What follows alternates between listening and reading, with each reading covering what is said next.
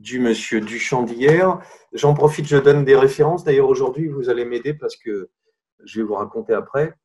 Un extrait d'un texte d'Octavio Paz, l'auteur mexicain Nobel, un livre de 1966 sur Marcel Duchamp, L'apparence mise à nu, ce que nous avons vu hier, et qui me permettra de compléter la partie sur Picabia, puisqu'on est aujourd'hui dans l'énergie, la vie en fait, les choses les plus proches de la vie réelle, le scandale, les cris, le bruit, le mouvement. Et Octavio Paz écrit quelque chose qui reprend exactement ce que j'ai essayé de vous dire hier.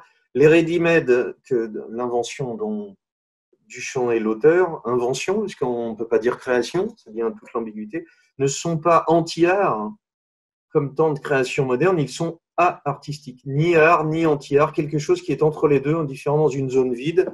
L'abondance de commentaires sur leur signification, dont certains auraient sans doute fait rire Duchamp, révèle que leur intérêt est moins plastique que critique ou philosophique. C'est pour ça que je vous disais en introduction hier que le monsieur Duchamp est un homme d'une grande intelligence dont il est peut-être difficile de dire s'il est un grand artiste, mais en tout cas, c'est un homme qui réfléchit à qu'est-ce que c'est que la beauté, à qu'est-ce que c'est que ce renversement de la beauté, mais aussi qu'est-ce que c'est que le critère de goût du musée, du critique d'art, dont on va voir que les dadaïstes vont se charger aussi. De l'autre bout, qu'est-ce que c'est que l'auteur? Est-ce qu'il suffit de signer? Voilà, un coup de pied à l'œuvre d'art assis sur son piédestal d'adjectifs. Le ready-made est une critique du goût. Le second, c'est aussi une attaque contre la notion même d'œuvre d'art. Donc, ce que les dadaïstes vont faire dans le même temps, il faut rappeler quand même que les années 14, 15, 16, 18 qu'on va voir font partie de cette difficulté-là, c'est-à-dire de sortir d'une guerre de 70 France-Allemagne, qui ne s'appelait pas l'Allemagne, et d'y retourner avec ce merveilleux Tardy qui dessine mieux que personne en général, et cet épisode-là en particulier. Ça faisait longtemps que je n'avais pas montré Apollinaire.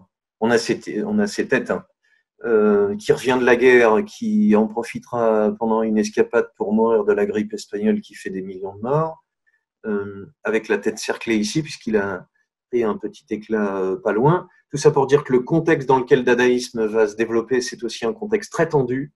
Dans plusieurs villes, Paris, Hanovre, Berlin, Zurich, Suisse, très importante, neutre, l'endroit où ça va commencer.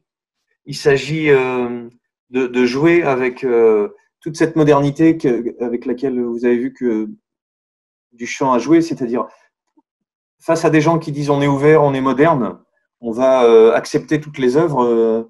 Finalement, si j'envoie un bidet signé, est-ce que tous ces gens-là vont pas rigoler? Et donc on va voir que cette critique contre le goût bourgeois, contre l'institution du musée, elle est anarchiste, encore un mouvement, je vous dis, qui nourrit beaucoup de ces artistes et des laboratoires en fait qui sont en train de faire. Ces œuvres ne sont pas pensées comme des œuvres, mais plutôt comme des recherches. Et l'histoire de l'art les conserve aussi comme une histoire des idées. Mais en plus de cette nourriture par l'anarchisme, il y a beaucoup d'humour dans ce qu'on va voir, et ce n'était pas forcément la spécialité de cette époque. Et on peut comprendre que cette réponse-là se fait autrement.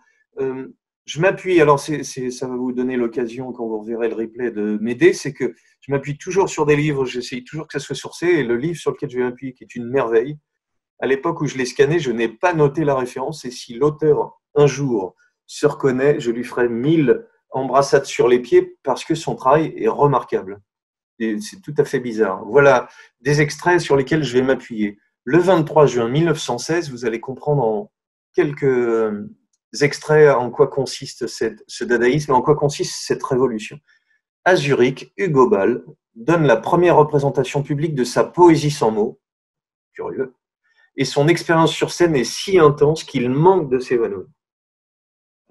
On peut avoir le trac, on peut savoir ce que c'est qu'être sur scène, mais il y a quelque chose d'une intensité et qui va parcourir toute cette création, qui cherche à rapprocher l'art de la vie. Si l'art est un peu emmerdant dans des musées, il faut qu'il soit vivant. En fait, les poètes l'avaient réclamé de leur vœu, comme Rimbaud, les théâtreux, Jarry, les mots de la vie de tous les jours doivent entrer sur scène.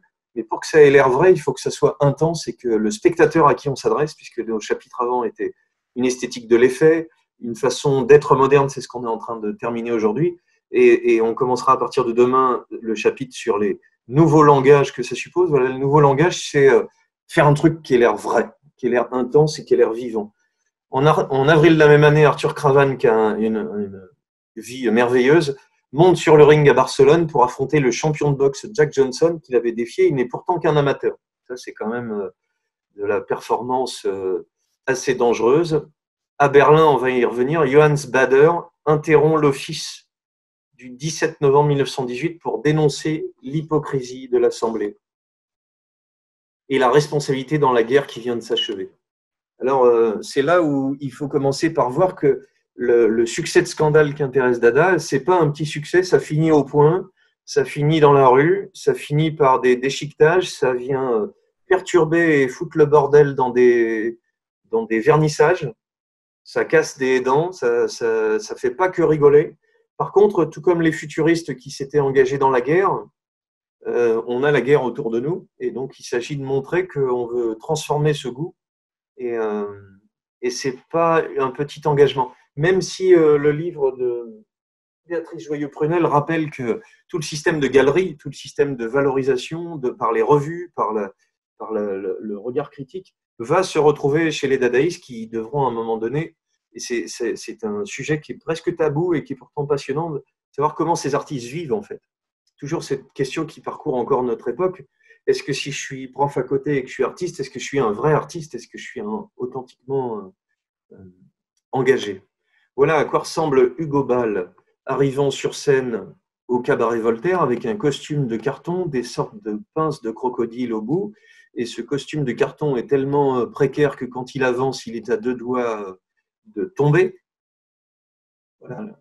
En 1907, pour réciter son poème Karawan, il est constitué de forme tubulaire enroulée autour de ses bras et toujours sur le point de se disloquer. Dada a un usage immodéré de la provocation, des performances et des scandales. Et cette notion de performance, c'est ce qui va arriver aujourd'hui. Le mot arrivera plus tard, je vais vous le montrer, mais cette idée que l'art soit vivant et qui réveille tout le monde, il faut qu'il se fasse sans écriture préalable. Ce n'est pas du théâtre, une performance. Ce n'est pas quelque chose qui a été écrit. On va voir qu'il faut quelques règles pour que ça entre à l'intérieur. On va au Cabaret Voltaire sur un tout petit lieu à Zurich qui n'existe plus aujourd'hui.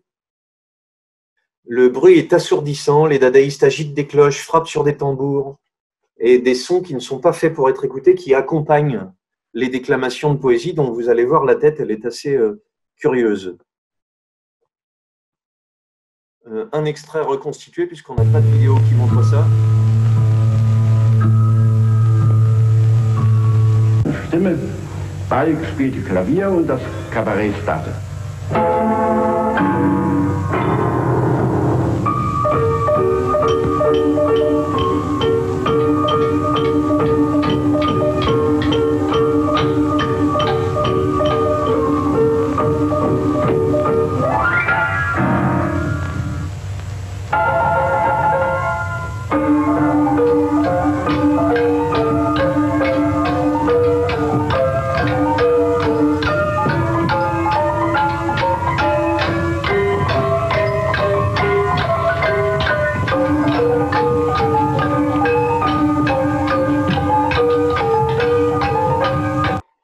La révolution, ça ne se fait pas dans les salons. Comme dirait, il s'y connaissait, le petit père des peuples chinois. Au Cabaret Voltaire à Zurich, le bruit est assourdissant. Les dadaïstes agitent des cloches, frappent sur des tambours. Voilà. Tout ce qui n'est pas harmonieux, tout ce qui n'est pas une espèce de musique qu'il faudrait écouter. Et on le retrouve, première chose très intéressante, cette cacophonie, cette façon de retourner le bruit, on le retrouve dans la typo de leurs tracts et de leurs poèmes, ce qu'on avait déjà vu aperçu avec les futuristes italiens. Voilà, Dada soulève tout. On est sur une édition de 1921, je suis un peu plus tardif. Dada connaît tout, Dada crache tout, mais voilà, vous voyez, je peux changer de voix. Dada vous a-t-il jamais parlé? On est en italique. De l'Italie, de l'accordéon, des pantalons de femme, de la patrie des sardines, de l'art, de D'Annunzio, le futuriste, des moustaches, petit clin d'œil encore, de coucher avec Verlaine, une idée du Massachusetts, des passés, des odeurs, des salades, du génie, du génie, du génie. Il s'agit d'être contre tout, puisque oui égale non. Et ben jamais, jamais, jamais, jamais, il n'a fait ça. Dada ne parle pas, Dada n'a pas d'idée fixe, Dada n'attrape pas les mouches. Il ne s'agit pas seulement de provoquer le bon goût, le raisonnement. Le futuriste est mort. De quoi? De Dada. Il est venu prendre sa suite. On téléphone aux esprits. Qui est l'inventeur? Dada. On vous marche sur les pieds, c'est Dada. Si vous avez des idées sérieuses sur la vie, si vous faites des découvertes artistiques et si tout d'un coup votre tête se met à crépiter de rire, si vous trouvez toutes vos idées inutiles et ridicules, sachez que c'est Dada qui commence à vous parler. Il ne s'agit pas seulement de provocation de petits jeunes gens. Il ne s'agit pas de pré-punk 50 ans avant les Anglais. Il s'agit de renverser le bon goût et la façon de percevoir les artistes. Et de renverser ce que les futuristes qui étaient déjà des novateurs, puisque cette course à la modernité, c'est faire du nouveau, montrer quelque chose de nouveau. Cette course-là est aussi une sorte de cérémoniel convenu avec tout le monde. On le retrouve, que fait Dada? 50 francs de récompense à celui qui trouve le moyen de nous expliquer Dada. C'est-à-dire que même quand il s'agit de provoquer, Dada existe depuis toujours. La Sainte Vierge déjà fut dadaïste. Dada n'a jamais raison. Méfiez-vous des contrefaçons. Voilà, tout est une chose, son contraire. On a Philippe Soupeau qui sera au début du surréalisme, puisque André Breton et Picabia vont aller bien foutre le bordel dans les cérémonies dadaïstes. C'est la rançon de la gloire quand le dadaïsme va commencer à s'installer. Les futurs surréalistes auront déjà tout trusté et tout retourné, même si eux-mêmes vont se disputer entre eux et que Breton et le surréalisme, on le verra un peu plus tard, sont eux-mêmes un peu soupçonnés de devenir des sortes de prêtres de la modernité et de la nouveauté en disant qu'est-ce qui doit être nouveau ou qu'est-ce qui doit ne pas l'être. Tout ça pour dire que ce raisonnement n'est pas juste une provocation d'anarchiste. Il y a à chaque fois, le cubiste construit une cathédrale en pâté de foie artistique. Et quelque chose de la provocation que vous pourriez associer à Dali. L'expressionnisme empoisonne les sardines artistiques. Voilà, l'avant-garde, qui est le nom qui commence à s'installer à ce moment-là, qui est un nom qui a été beaucoup étudié. L'avant-garde, c'est un mot militaire. C'est ceux qui sont en avance. Il y a quelque chose du vocabulaire guerrier qui entre dans l'art moderne, dans sa dernière partie-là, juste avant la Première Guerre. Et il s'agit de montrer que tous les ismes, impressionnisme, futuriste, cubisme, nous emmerdent. Et le mot Dada lui-même est une sorte il a plusieurs sens, il serait sans doute trouvé au hasard dans un dictionnaire, mais il veut dire oui deux fois et en même temps il veut dire petit cheval pour les enfants.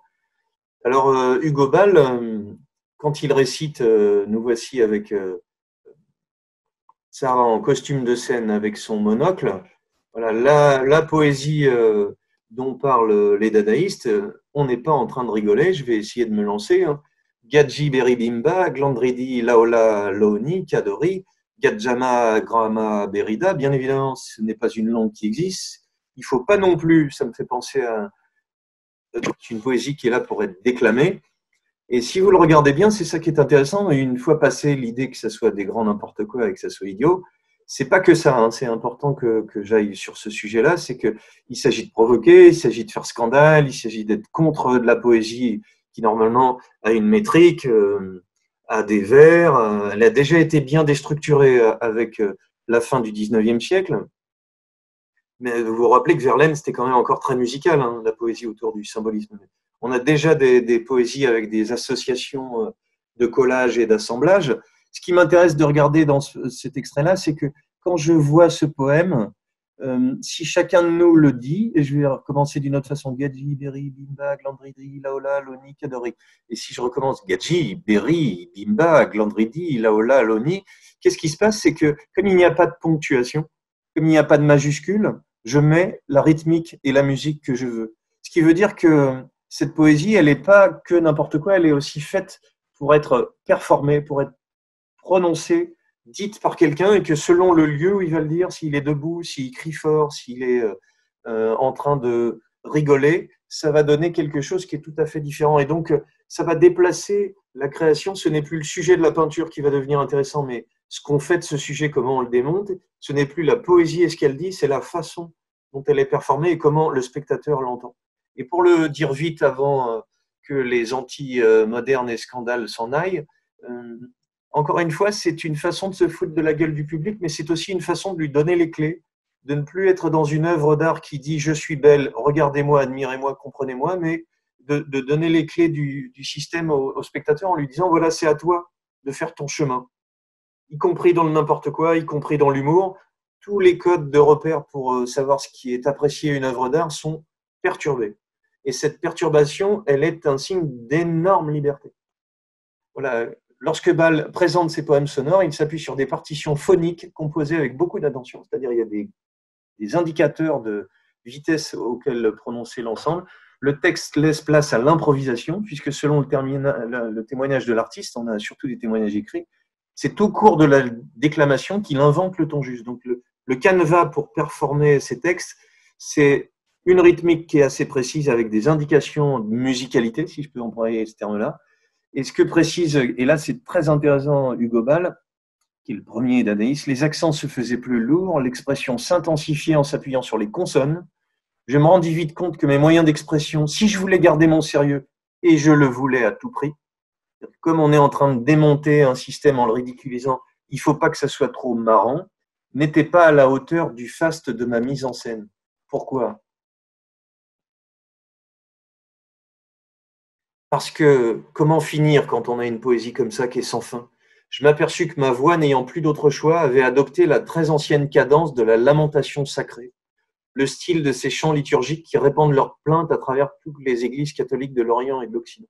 Ça veut dire qu'il est dans quelque chose qui est une sorte de Gadji, Berry, Bimba, Glandriri, Lola, Loni, Kadori, vous voyez, une espèce de psalmodie, en fait, de choses qui recommencent et reviennent. C'est pour ça que je peux tenter de vous faire écouter cet autre petit passage de reconstitution. Der Bewegung. Es kamen auch tatsächlich 3 junge Männer. Der eine war Christian Zara, der andere Marcel Janko und ein dritter Herr, dessen Namen er sich nicht mehr erinnerte, und boten ihre Dienste an.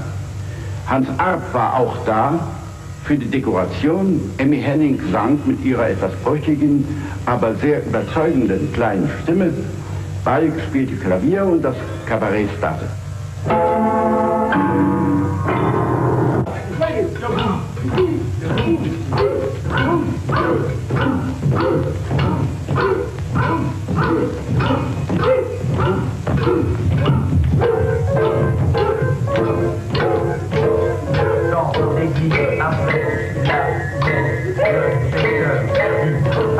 La comtesse, adieu, Mathieu, mon cher, c'est la rue s'enfuit avec la bagarre à travers la cour, mettait son cinéma, la propre j'adore, était à mon avis, la petite mise en scène a le tort de mettre en avant le côté comique et ce que dit pourtant Hugo Bâle, c'est qu'il fallait qu'il y ait la hauteur du faste de ma mise en scène. C'est-à-dire que pour que ça ait l'air beaucoup plus ridicule, il faut que ce soit déclamé comme un prêtre, entre guillemets, pourrait faire une messe. Voilà la première chose qui va nous intéresser, c'est la façon dont la mise en scène, tout le cadre qui est autour, tout le cadre au sens propre du tableau, va être de... c'est ce que fait Johann Baader en interrompant la messe le 17 novembre 1918. À la suite de cela, il est poursuivi en justice. Il s'agit de jouer avec ce décorum qu'il y a autour de l'art. Le 23 janvier 1920 à Paris, pendant la première matinée de littérature, Tzara lit un article du journal comme s'il s'agissait d'un poème. C'est l'intonation, en fait. Ce que je vous disais hier du chant qui mime les schémas scientifiques à la façon de schémas véritables. Il s'agit de se moquer de cet esprit de sérieux. Francis Picabia, qu'on va voir revenir juste après, exécute sur un tableau noir des grands dessins, mais chaque trait est effacé avant qu'il ne dessine le suivant. Ça me fait penser à ce que Tombly fera avec Rauschenberg aux États-Unis après les années 50-60 au Black College Mountain. Lors d'une conférence itinérante de Theo van Desburg, alors on est autour de Mondrian, Kurt Schwitters impressionne le public par sa capacité à pousser des cris d'animaux. Foutre le bordel. Et dans les sculptures, assemblages, montages dadaïstes, il y a toujours quelque chose d'un peu précaire qui fait que les associations d'objets, les collages, ils vont quand même beaucoup plus loin dans le relief que Picasso et son cubisme, sont toujours précaires, toujours prêtes à tomber. Et où l'association brutale de tas d'éléments de sonorité se retrouve dans un jeu de typographie et de mise en page de cette typographie, même de logos, qui donne une espèce de poème typographie de Raoul Haussmann. Une petite musique pour vous, même si le monsieur en question n'a pas de rapport direct avec le dadaïsme. La chanson d'un dadaïste qui avait dada. Voilà, le principe, c'est ce que je voulais montrer ici. Vous pouvez réécouter l'adaptation par le jeune Lavilliers de l'époque. Les dadaïstes malmènent le public. On est passé à Berlin, de Zurich à Berlin. Comme au printemps 19, lorsque des passants, alléchés par de vagues promesses, payent leur entrée dans une boutique et se trouvent face à Bader, nu comme un verre. Quelle que soit la zone géographique, l'insulte au public est chose courante. La violence va jusqu'à l'empoignade, nécessitant l'intervention de la police. On n'est pas en train de transformer le goût avec l'autorisation de tout le monde. On est en train de, en prenant des choses qui viennent des magazines, des journaux, du collage, on n'est pas en train de faire de la décoration, on est en train de dire quelque chose qui est politique en fait. Georges Gross, j'en montre qu'un seul, mais je vais montrer surtout Raoul Haussmann. Voilà.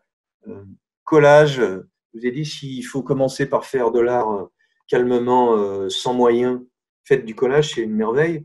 Raoul Haussmann signe avec sa propre carte de visite, associe des personnages qu'il a découpés dans des magazines avec des timbres, des billets, de la typo, des photos, donc pas du tout le même régime d'image qui est relié, des tampons qu'il met par-dessus, vous voyez, et puis des choses raturées. Par contre, là où il y a un sens politique, ça s'appelle le critique d'art. Sans doute que le critique a un peu de la merde dans les yeux. Voilà les revues qui vont se développer énormément, puisque c'est une très bonne façon de faire circuler ces manifestes. Gross, Haussmann, et Tzara et Janco.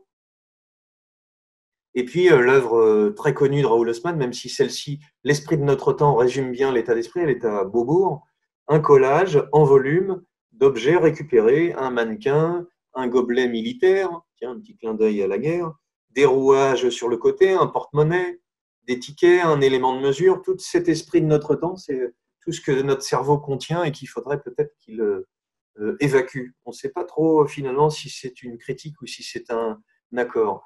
Et puis, chez Haussmann, j'ai montré beaucoup ces images-là, je trouve ça merveilleux. C'est un portrait de lui qu'on peut retrouver dans d'autres endroits, une photo avec sa carte de visite qui est ici, des lettres à l'intérieur de sa bouche, la nuit étoilée, de la typo avec des tickets, des cartes géographiques, des ratures et des lettres. Et donc, jusque-là, on a tout l'esprit dada, de provocation, d'association d'images, de cris, de scandale. Ça s'appelle ABCD, il l'a dans la bouche, il est bien en train de crier. Par contre, images sous les images, quand je montre ça à des gens tout à fait bien élevés, ils découvrent de façon rigolote que finalement, il y a peut-être une forme un peu oblongue avec deux ronds sur le côté et peut-être issu d'un schéma médical, un toucher vaginal. Donc, sous l'image apparemment construite avec plein de choses, il y a du télescopage. Il y a beaucoup d'autres choses que juste un emprunt à des magazines pour jouer avec les images. Il y a de la provocation, oui, mais il y a aussi un discours qui va avec. Ce que Haussmann fait, c'est que ce montage, Tatlin chez lui, c'est une façon d'associer, on a commencé à le voir avec Duchamp, les machines qui les fascinent avec les organes. Qu'est-ce que tu as dans la tête? Une machine. Et en même temps, un corps. Chez Anna Hawke, la femme de Haussmann, pas assez, donc c'est pour ça que j'aime montrer son travail, pas assez connu. Dandy, on a un collage avec des photos d'elle, et avec des photos d'elle qui, là aussi, dès qu'on pointe un peu le détail, c'est des photos d'elle comme on imagine les femmes, une belle femme, collier de perles, poignets, chevilles, bijoux, une belle femme. Mais finalement, qui est telle qu'on attend que les femmes soient belles, comme Mona Chollet le décrit, c'est-à-dire la pression d'être belle. Et cette beauté la rend un peu défigurée, puisqu'elle a des yeux d'elle qui sont des mélanges de yeux superposés. On est en 1920, le surréalisme n'arrivera qu'en 1924. Donc on a vraiment l'anticipation de ça. Déjà, le régime d'image fait que sa propre image est perturbée et qu'elle n'est pas tout à fait raccord avec ce qu'on souhaiterait attendre d'elle. Et encore plus redoutable, c'est que son amant dont elle est amoureuse, c'est lui, le dandy. Le voilà de profil. Ici, son front, son nez, sa bouche, son menton. Et donc, il est sans doute complètement obsédé et rempli de cette image de la femme. Est-ce que c'est raisonnable? Est-ce que c'est souhaitable? C'est la question que pose l'image. Anna Hawke va beaucoup utiliser de magazines, être collagiste, beaucoup jouer avec ce jeu d'images et faire des œuvres merveilleuses. Une femme germaine, German girl, des objets qui deviennent presque des monstres à partir de choses qui ont l'air tout à fait mignonnes, voilà, des reconstitutions de nouveaux visages. Et c'est une façon toujours dadaïste de jouer avec le sens qui me fait insister sur le fait qu'il ne s'agit pas seulement de mettre des coups de pied dans la fourmilière et de renverser la table de l'art, il s'agit de trouver des nouvelles formes, de trouver des nouvelles façons de créer, de trouver des nouvelles façons d'être auteur. Des collages merveilleux où elle va jouer avec le cadre. Vous voyez, on a un rectangle finalement de cadre, mais d'où des formes sortent. Sur le côté, on va tourner avec, tenez. Hop. Des formes sortent sur le côté. Des choses qui entrent par le haut, qui entrent par le côté, qui entrent par le bas, et qui en font une image bien plus complexe dans l'espace aussi. Et sur l'espace de la page, depuis les cubistes, on a une bidimensionnalité, on regarde la plasticité, comment c'est fait, on peut le regarder presque du dessus, mais pourtant, dans les choix d'images, ces jambes qui sont devant ce lecteur foncé, cette boîte à bijoux un gramophone, fait qu'on voit les jambes devant, qui sont devant la boîte, qui sont devant le fond jaune, qui sont devant l'ensemble. On a donc quand même une lecture dans l'espace qui fait que ce temps de lecture va être plus compliqué que prévu. Anna Hawke fait des merveilles peu connues. La voilà, plus tardivement. Mes sentences domestiques, on a quelque chose qui fait penser, mais bien plus élaboré au schéma scientifique qui passionnait Duchamp, et encore plus lointain, on pourrait oser la comparaison avec des planches de scrapbooking, et à l'autre bout de Léonard de Vinci, des choses les fémages dont parlait Shapiro, c'est-à-dire des travaux d'ouvrages de dames qui assemblent plein de choses, mais qui sont un océan de créativité qui est peu regardé dans l'histoire de l'art. Et celle-ci, pour finir sur la partie politique, c'est un collage coupé au couteau de cuisine. Une violence dans le titre, ça suffit déjà. On a dit qu'avec Duchamp, le jeu du titre et de l'image était une façon de dire quelque chose. Coupé au couteau de cuisine dans la dernière époque culturelle de l'Allemagne, celle de la grosse bedaine weimarienne. Là, ça va mal politiquement, ça va aller encore plus mal après. De la machine, de l'association d'images, du bousculage. Dada ne signifie rien et nous voulons changer le monde avec rien. Il y a un programme politique dans cette anarchie revendiquée. Voilà à quoi ressemble un collage dadaïste. On a des peintures de Georges Grosz, des slogans. Voilà, est-ce que le slogan peut devenir une œuvre d'art? Il est une façon de mettre de la poésie projetée un peu partout. Chaque action des dadaïstes est une performance, quelles que soient les circonstances. Ainsi en est-il de Haussmann et de Bader lisant à haute voix les œuvres de Keller sous un lampadaire dans la rue pour commémorer à la grande surprise des passants le 100e anniversaire du poète. Toutes les choses deviennent intenses dans leur création. Il ne s'agit pas seulement d'exposer le résultat de son travail, il s'agit de le rendre actif en bousculant le public. Ce n'est pas Dada qui est absurde, c'est notre époque qui est absurde. Voilà un vrai programme politique. Si on va plus loin dans le photomontage, vous voyez Haussmann, le même autoportrait qui avait servi à son ABCD. Chez Herzfeld, on a un sens du photomontage bien plus politisé qui va être utilisé pour dénoncer la montée du nazisme. Il en a qu'une croix gammée comme cœur et le tube digestif est un ensemble de monnaies. On a toute la dénonciation du pouvoir nazi se fait très tôt. On est en 33-35, ça va pas durer, ça va pas marcher. C'est une défense de la guerre civile en Espagne. Une façon très pertinente, très intéressante, moi qui me suis penché sur ce sujet. Goebbels, c'est un génie de la communication. On en reparlera plus tard de cette communication qui est arrivée. Quand il fait ça, c'est que dans le programme, et je crois que ce que je dis est étayé, le drapeau rouge des nazis est aussi une façon d'aller sur le terrain révolutionnaire communiste. Et les Allemands sauront bientôt se débarrasser des rebelles communistes, de Rosa Luxembourg. Et donc, cette façon de mettre une fausse barbe marxiste à Hitler est tout à fait calculée. Le voilà en couverture de magazine par Herzfeld encore. une façon de montrer que cette guerre va donner des enfants squelettes sous peu. Le photomontage, c'est pas qu'un jeu de décoration. On peut encore aller plus loin dans la dénonciation. Le salut hitlérien, c'est une façon de recevoir du patronat beaucoup d'argent, puisque pendant longtemps, ce patronat a cru qu'Hitler était une marionnette qu'on pouvait animer. Dernière chose qui résume l'ensemble, les points de la performance, puisque le mot performance, on va le voir, n'a été inventé que dans les années 70, mais on va garder ce mot-là pour aujourd'hui. Qu'est-ce qui résume la performance? Spontanéité. Quand on lit les poèmes, il y a une trame, mais il faut que le moment où c'est performé, il y ait de l'inattendu. Et le public, le scandale, il faut qu'il y ait un public. Je peux pas forcément performer tout seul chez moi. Je peux, mais ça va être plus tard. Il nous faudra 40 autres épisodes pour attaquer l'art contemporain. Spontanéité, il faut qu'il y ait quelque chose qui puisse partir en vrille, qui soit dangereux. Fusion entre l'art et la vie. C'est-à-dire, c'est pas seulement que tout est calculé, que je fais une petite performance. Il faut qu'il puisse y avoir ratage, refus de la permanence. C'est-à-dire, on ne garde rien, on ne fait pas d'enregistrement, on vit les choses telles qu'elles sont. Ils vont jusqu'au bout du programme. Provocation, car la provocation va entraîner une réaction. La performance permet à Dada de se réaliser pleinement. Spontanéité, art et vie, non-permanence, provocation. Elle apparaît comme la quintessence. Tiens, Walter Benjamin qui revient. Il s'agissait avant tout de satisfaire une exigence, provoquer l'outrage public. Il faut que ça soit le bordel. Il n'y a pas moyen. C'est là où cet art à Berlin est plus politique.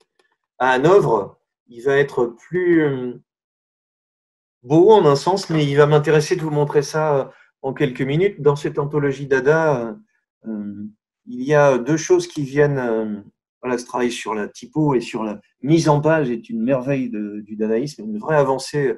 Les futuristes, les dadaïstes vont vraiment révolutionner l'art de la mise en page et du livre.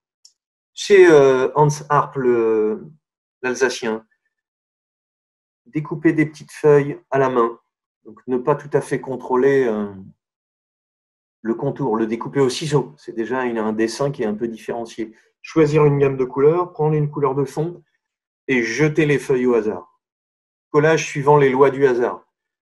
Duchamp, dans le même esprit, tue l'idée d'auteur, de créateur avec quelqu'un qui l'aurait fait à la main. Ready-made, c'est tout fait. Là, si je jette les feuilles, qui a fait l'œuvre? Le hasard ou moi? Et bien malin qui pourrait copier ça. C'était absolument copiable. Et en même temps, c'est plutôt l'idée qui prime que la réalisation. Voilà. Première chose qu'on peut ajouter à cette troisième partie, le hasard qui intervient dans la construction de l'œuvre, qui n'empêche pas que ça soit assez beau d'ailleurs. Pour ceux à qui la beauté manque, on en trouve par moment. Et Duchamp nous a dit qu'on finira toujours par trouver un porte-bouteille beau. On va y avoir quelque chose d'esthétique dedans. Chez Hans Arp, une façon de récupérer des rebuts, récupérer des choses, des morceaux de bois, des morceaux de pierre, et de laisser apparent le montage, les vis. On voit comment c'est fait. Encore des collages à partir de papier déchiré.